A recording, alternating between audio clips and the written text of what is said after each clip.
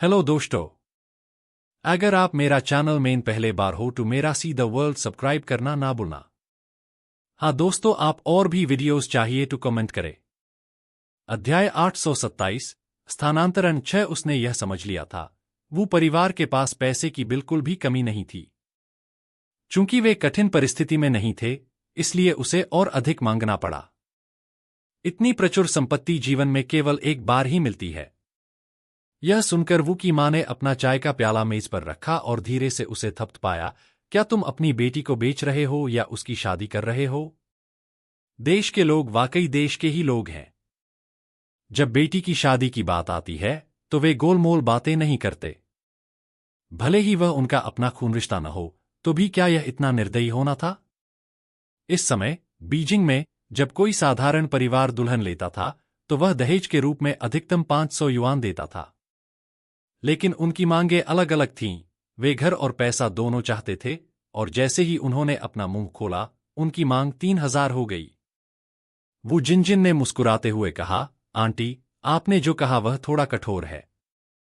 जैसा कि कहावत है, स्वर्ग में बनी जोड़ी एक धागे से बंधी होती है। अगर हमारे यान्युन और शियाओवू का वास्तव में कोई भाग्य नहीं है, तो परिवार के सदस्यों के रूप में हम कुछ नहीं कर सकते। उसका मतलब था कि वे पूरी बात को रद्द करने के लिए तैयार थे। वू कियांग ने जैसे ही यह सुना, वह घबरा गया। हम किस्मत के मारे हैं। यान्युन और मैं किस्मत के मारे हैं। मैं 3000 से सहमत हूं। आपने जो भी शर्तें रखी हैं, उनमें से कोई भी समस्या नहीं है। वो यान्युन बहुत सुंदर थी और अभी भी एक अछूती युवती थी। इससे कोई फर्क नहीं पड़ता कि यह 3000 या 30,000 था। वू कियांग इसे इकट्ठा करने का एक तरीका खोज लेगा। वू की मां ने मन ही मन वू कियांग की ओर आंखें घुमाईं, उसकी संकल्पहीनता से निराश होकर। उसने कीमत कम करने की योजना बनाई थी, फिर भी उसका बेटा एक खूबसूरत लड़की के सामने इतना कमजोर था कि वह अपने पैर भी नहीं हिला पा रहा था। अब जब सब कुछ खुलकर सामने आ गया था, तो वू की मां ने भी बात को घुमा फिरा कर नहीं कहा और आगे कहा, वो परिवार की ईमानदारी दिखाने के लिए चलो एक समझौता करते हैं, दहेज का भुगतान करते हैं, फिर एक दिन चुनते हैं जब दोनों परिवार एक साथ बैठकर खाना खाते हैं और शादी की तारीख तय करते हैं। जहां तक घर की बात है, तो तुम्हारा परिवार युवा जोड़े की शादी के बाद ही वहां आ सकता है।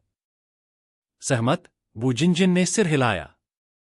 वू की मां ने दादी वू की ओर देखने के लिए अपना सिर घुमाया। तुम्हारा क्या हाल है? क्या तुम्हें कोई समस्या नजर आती है? यान्युन का पालन पोषण आखिरकार उसके हाथों से हुआ था, और वू की मां ने दादी वू की राय पूछना आवश्यक समझा। दादी वू ने कहा, मुझे कोई आपत्ति नहीं है। वे इतनी बड़ी रकम देने, घर देने और घर का पंजीकरण कराने को तैयार थे। तो फिर भला उसे किस बात पर आपत्ति हो सकती थी? वू की मां आज पूरी तैयारी के साथ आई थी। उसने अपने बैग से 3 गड्डी आरएमबी निकाली। ये रहे 3000 युआन। चलो एक समझौता लिख लेते हैं और इस मामले को सुलझा हुआ मान लेते हैं।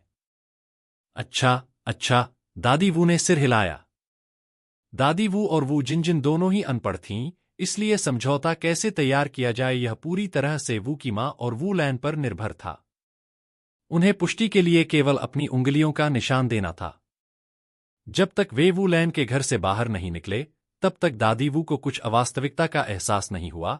जिनजिन, क्या हमारे परिवार के पास अब एक आंगन के साथ 2 मंजिला पश्चिमी शैली का घर है?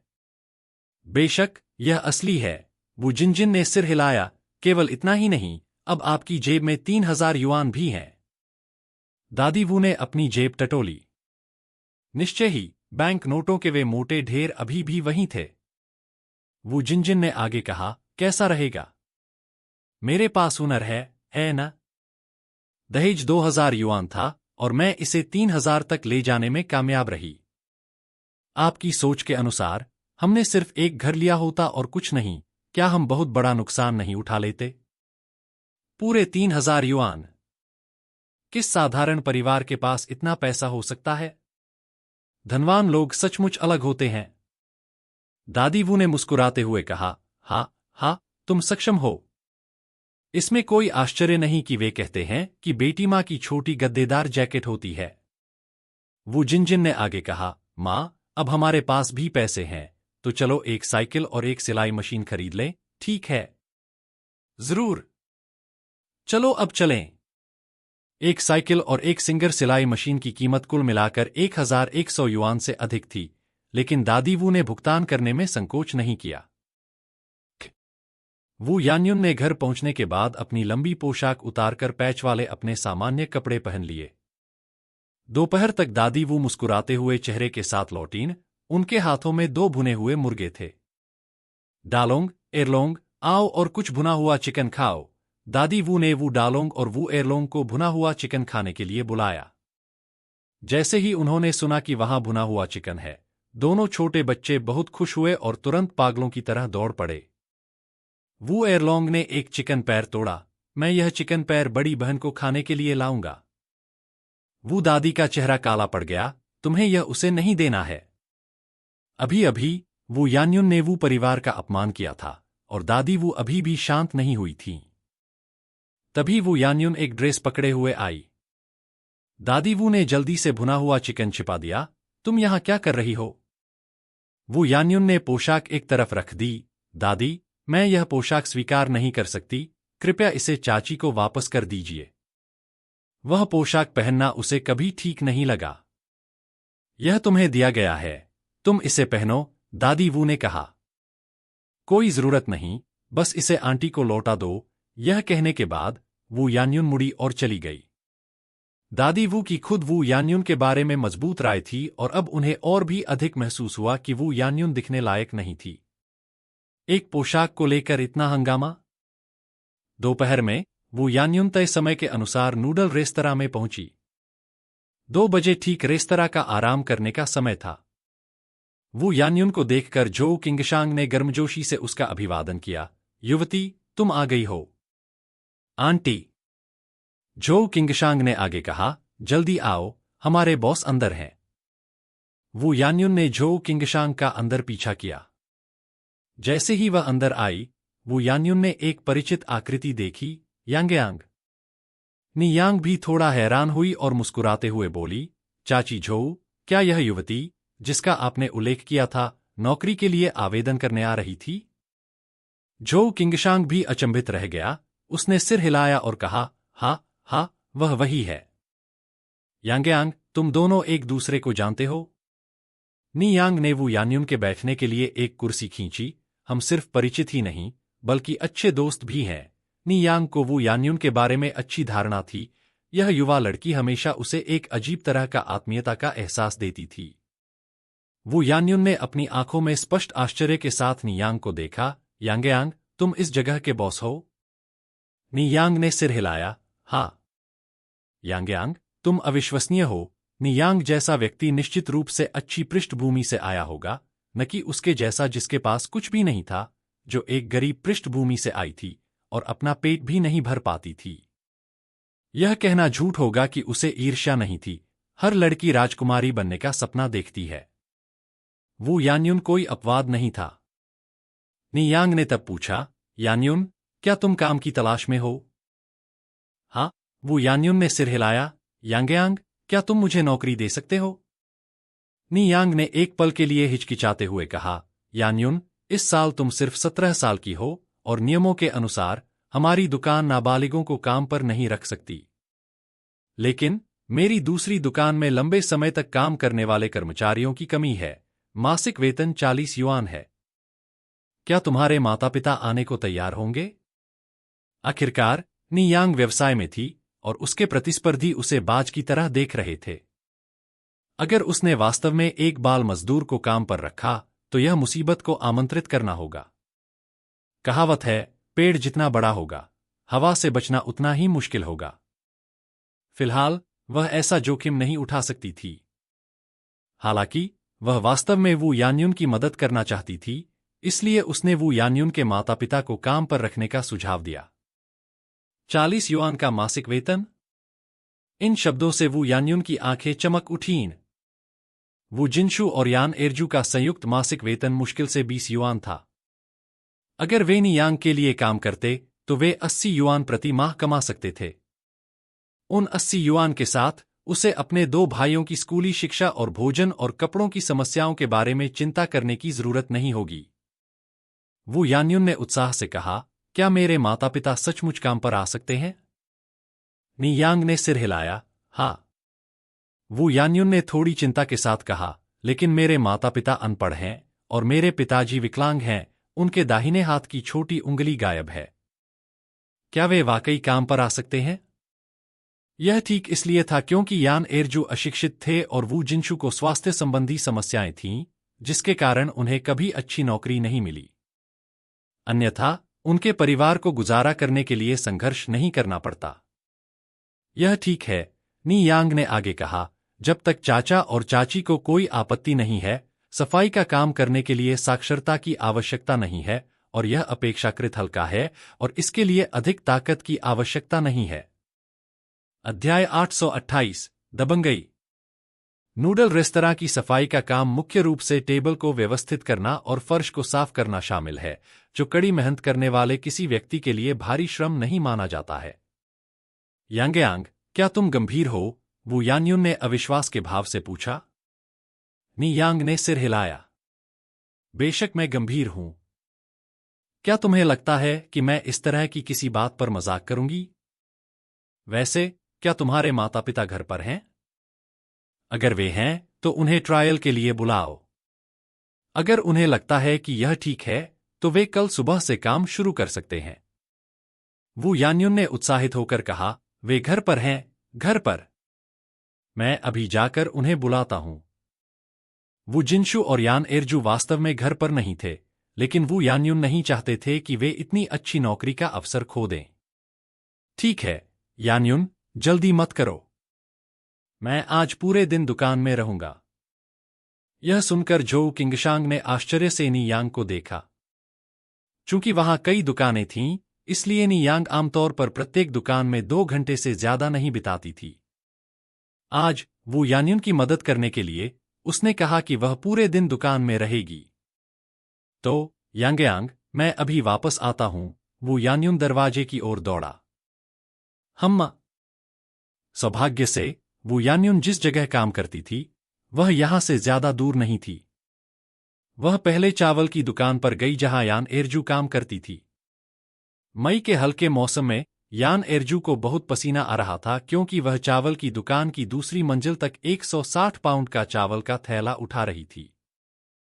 चावल की दुकान में कई कर्मचारी थे जो चावल की बोरियां ढोते थे, लेकिन वे सभी मजबूत पुरुष थे। यान एरजू जैसी महिला को ऐसा काम करते देखना काफी दुर्लभ था। इसलिए सभी ने यान एरजू की बहुत प्रशंसा की। एरजू, आपकी बेटी यहां है, एक सहकर्मी ने यान एरजू से कहा। हालांकि वो यान्युन चावल की दुकान पर शायद ही कभी आती थी, वह बहुत सुंदर थी, इसलिए हर कोई उसे याद रखता था। मेरी बड़ी बेटी यहां है। यान एरजू ने चावल का थैला गिरा दिया और लापरवाही से अपनी आस्तीन से अपना माथा पोंछ लिया। हाँ, वह अभी बाहर तुम्हारा इंतजार कर रही है।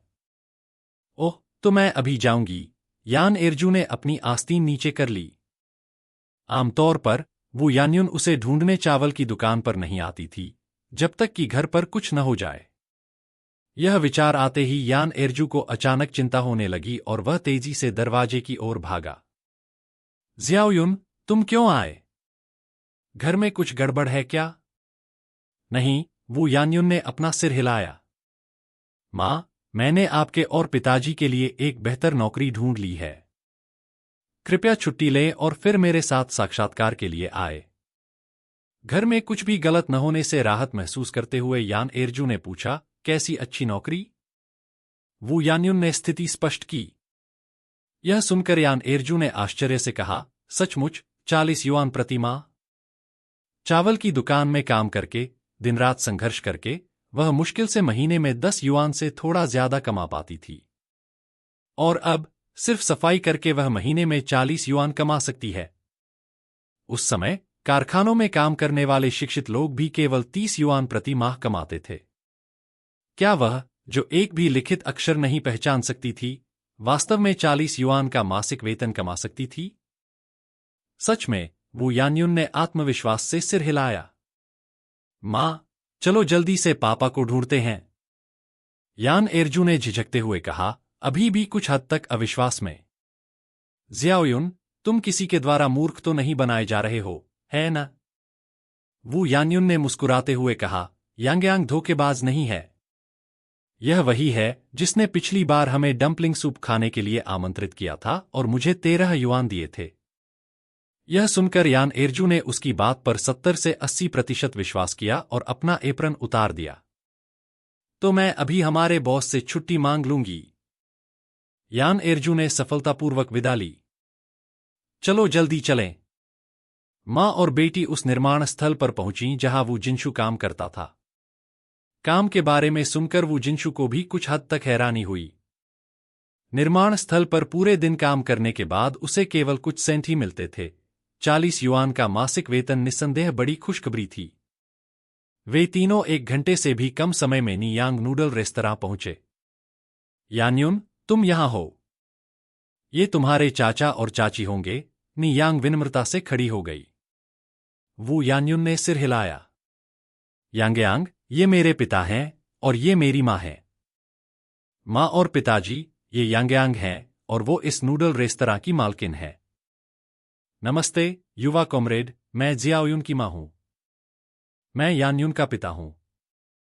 हालांकि नियांग युवा थी, लेकिन वह सुंदर थी, अच्छे कपड़े पहनती थी और शान शौकत से पेश आती थी। वह किसी आम इंसान की तरह नहीं लगती थी। ऐसे प्रतिष्ठित व्यक्ति के सामने खड़े होकर वो जिनशु और उनकी पत्नी को काफी असहज महसूस हुआ। उन्हें समझ नहीं आ रहा था कि वे अपने हाथ कहाँ रखें। यह जोड़ा बहुत ही सरल और ईमानदार लग रहा था। नियांग ने मुस्कुराते हुए कहा, अंकल और आंटी, कृपया बैठ जाइए। घबराइए नहीं। जैसे ही उसने बात की, नियांग ने जोड़े के लिए 1 कप चाय परोसी। अंकल, आंटी, कृपया कुछ चाय लीजिए। अध्याय 829, दबंगई 2। धन्यवाद, धन्यवाद, हमें प्यास नहीं लगी है, यान एरजू ने घबराहट में कहा क्योंकि वह थोड़ा झुकी थी। नियांग ने आगे कहा, इस साल आप दोनों की उम्र कितनी हो गई है, अंकल और आंटी? वो जिनशु इतना घबरा गया था कि उसे समझ में नहीं आ रहा था कि क्या कहे, लेकिन यान एरजू ने संयम बनाए रखा। मैं इस साल 34 साल का हूं और जियाओयुन के पिता 35 साल के हैं। नियांग ने मुस्कुराते हुए कहा, तो अंकल और आंटी मेरी माँ की उम्र के ही हैं। इस साल उनकी उम्र 38 साल है और मेरे पिताजी आप सभी से थोड़े बड़े हैं। यान एरजू ने कहा, हम तो गरीब लोग हैं, हमारी आपसे तुलना कैसे हो सकती है? नियांग ने कहा, हम सभी खेती किसानी से आते हैं और हमने कठिन समय का सामना किया है। हमारे बीच कोई स्तर नहीं है। जब मेरी माँ और मैं 2 साल पहले पहली बार बीजिंग आए थे, तो हमारे पास रहने के लिए कोई जगह नहीं थी। सौभाग्य से हमें ट्रेन में एक दयालु व्यक्ति मिला जिसने हमें एक जगह दी। नियांग की यह बात सुनकर यान एरजू के दिल की घबराहट काफी कम हो गई और वह कुछ हद तक हैरान भी हुई। उसे उम्मीद नहीं थी कि नियांग भी एक किसान की बेटी है। यान एरजू ही एकमात्र आश्चर्यचकित व्यक्ति नहीं था, वो यान्युन भी आश्चर्यचकित था। खास तौर पर वो यान्युन, जिसने हमेशा यह मान लिया था कि नियांग एक अमीर परिवार से आती है। उसने कभी उम्मीद नहीं की थी कि नियांग का अतीत भी उसके जैसा ही होगा। केवल 2 वर्षों में नियांग ने बहुत कुछ हासिल कर लिया था, वह वास्तव में प्रभावशाली थी। आप मूलतः कहाँ से हैं? यान एरजू ने पूछा। नियांग ने हल्के से मुस्कुराते हुए कहा, हम डैम गांव से हैं। बांधगांव? यान एरजू की आंखों में एक प्रसन्नतापूर्ण भाव उभर आया। आप डैम गांव से हैं? हम भी हाइचिंग से हैं और हम आपके गांव के ठीक बगल वाले गांव में रहते हैं। बीजिंग में लोगों की भीड़ में अपने ही गृहनगर से किसी से मिलना आसान नहीं है। नियांग ने थोड़ा आश्चर्यचकित होकर कहा, सच में? यह देखकर कि यान एरजू और अन्य लोग अधिक आराम कर रहे थे, नियांग ने कहा, चाचा और चाची, यान्युन ने आपसे वेतन के बारे में पहले ही बात कर ली है न? 40 युआन प्रति माह, 6 दिन काम और 1 दिन आराम, इसलिए आपके पास हर महीने 4 दिन आराम होगा। आपको dragon boat festival, midterm festival और स्प्रिंग फेस्टिवल के दौरान भी लाभ मिलेगा। आराम के दिन और लाभ भी हैं। यह उपचार वाकई बहुत अच्छा है।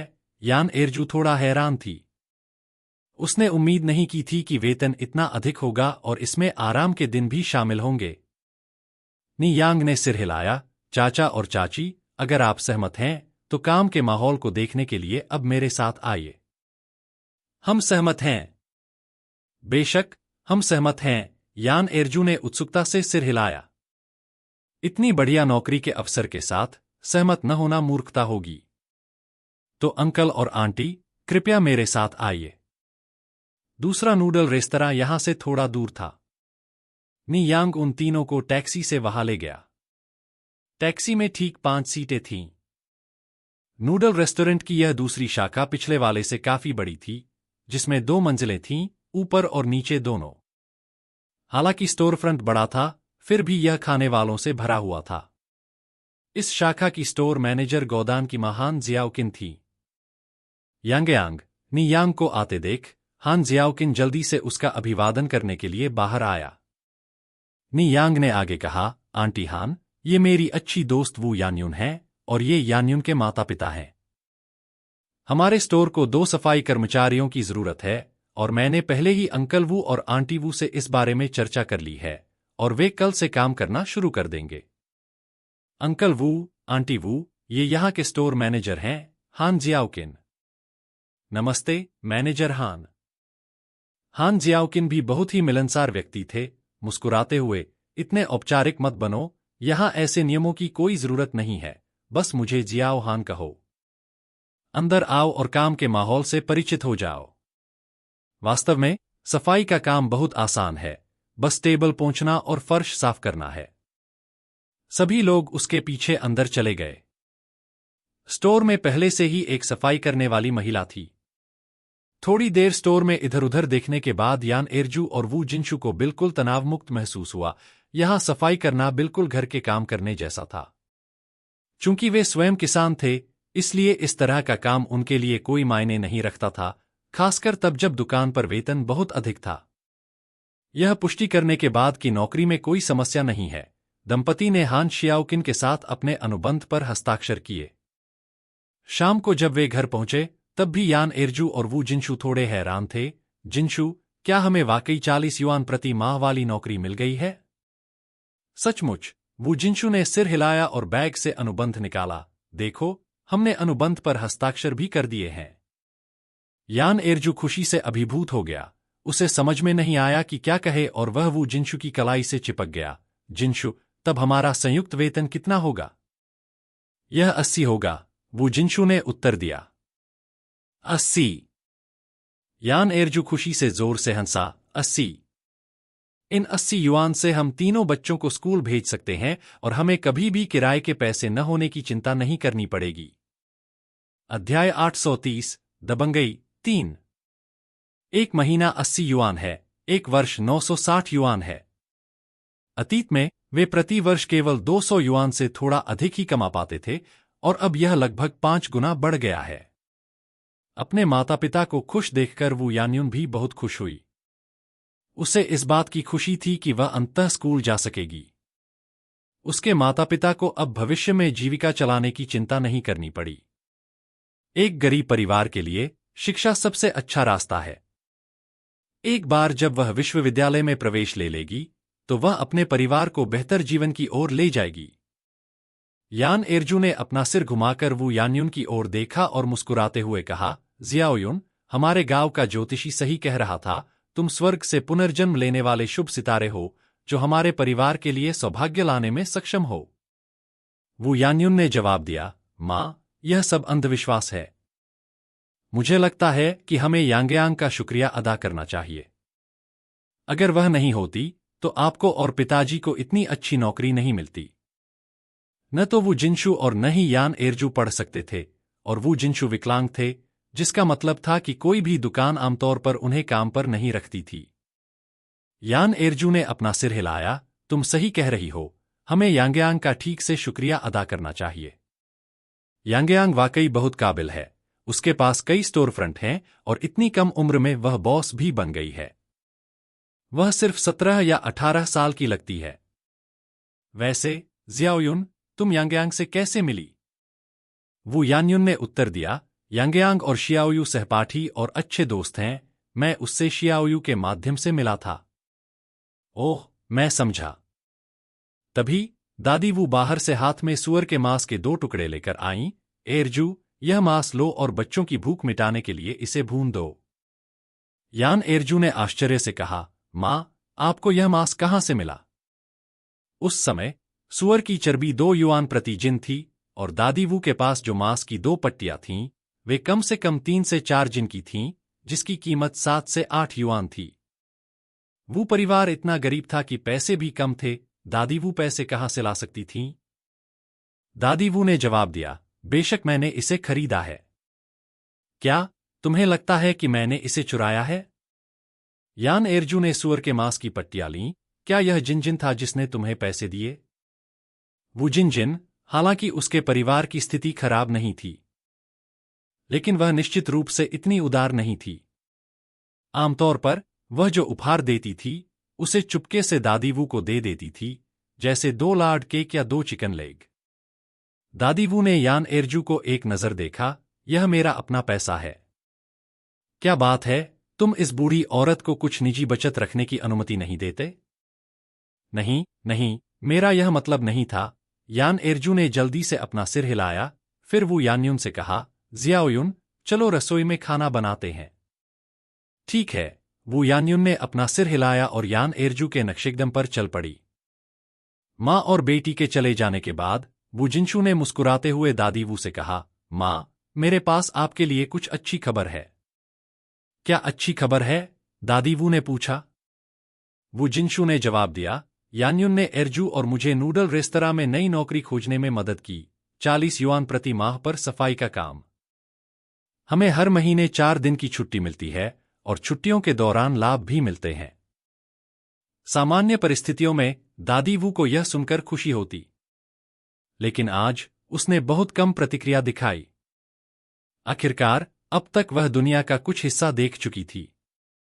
दादी वू ने कहा, 40 युआन प्रति माह, यह क्या है? दोनों को मिलाकर आप केवल 80 युआन कमाते हैं। 12 महीनों में यह केवल 960 युआन है। इस दर पर आप बीजिंग में एक यार्ड के साथ 2 मंजिला घर कब खरीद पाएंगे? वो परिवार ने अकेले ही दुल्हन की कीमत के रूप में 3000 युआन दिए, जिससे वो जिनशू और यान एरजू 3 साल तक काम कर सकते थे। यह तो बताने की जरूरत नहीं कि इसमें 2 मंजिला घर भी शामिल था। वो जिनशू को दादी वू से इस प्रतिक्रिया की उम्मीद नहीं थी। माँ, आप इतनी फिजूल खर्ची कब से करने लगीं? आप 40 युआन भी कम पैसे में बेचती हैं? याद रखिए, मैं कंस्ट्रक्शन साइट पर काम करके प्रतिदिन सिर्फ कुछ सेंट ही कमा पाता था। दादी वू ने वो जिनशू की ओर देखा। वह तब की बात है, यह अब की बात है। मैंने अपना शोध कर लिया है। बीजिंग में 2 मंजिला घर बनाने में कम से कम 20,000 युआन का खर्च आता है। उन 20,000 युआन को, भले ही तुम दोनों ने कुछ खाया पिया न हो, बचाने में 20 साल लग जाएंगे। उन 20 सालों के बाद तुम दोनों बूढ़े हो जाओगे और बच्चों को अब जीवन साथी की जरूरत नहीं होगी। वो जिनशू ने हंसते हुए कहा, पैसा धीरे धीरे कमाया जाता है, चिंता मत करो। उस समय वो जिनशू को अचानक नियांग द्वारा दोपहर में कही गई बात याद आ गई और उसने आगे कहा, बुरे दिनों से ही अच्छे दिन बनते हैं। मुझे विश्वास है कि हमारे परिवार का जीवन बेहतर होता रहेगा।